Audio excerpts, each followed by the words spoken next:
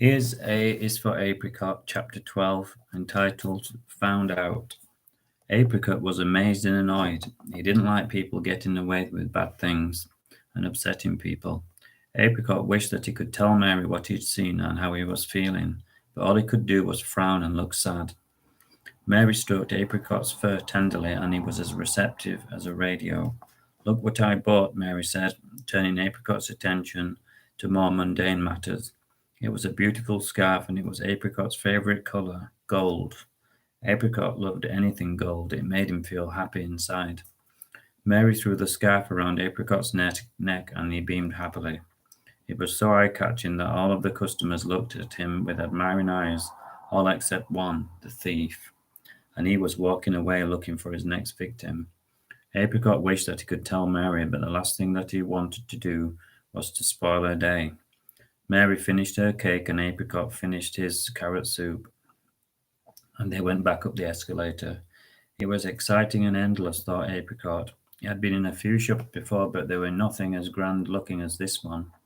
It was like being in a golden palace. Apricot loved the high life, but most of his life he had been living the low life. On and on they went, and Apricot was beginning to feel dizzy. He wasn't used to being so high up. Apricot looked down at the people far below him, the men with their bald heads and the ladies wearing their colourful hats, with eyes hidden beneath thick dark glasses looking like bumblebees. Mary could sense Apricot's discomfort, and she stroked him gently and tickled his tummy, which Apricot loved.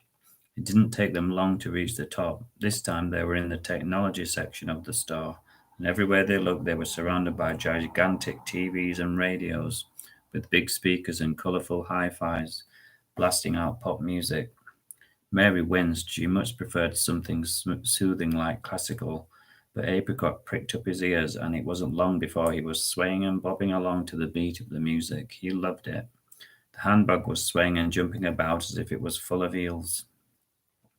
A few members of staff gave him funny looks, and customers smiled delighted.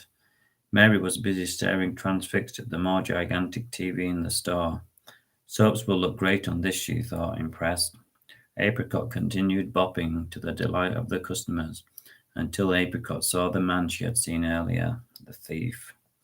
He was walking around looking at all of the expensive electrical goods, and it didn't take a genius to know what he was up to.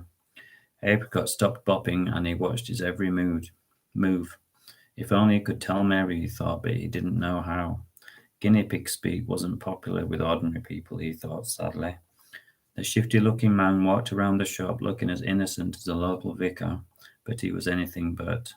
There was something in his eyes which showed that he was up to no good, and that was greed. It shone from his eyes like a beacon on a lighthouse.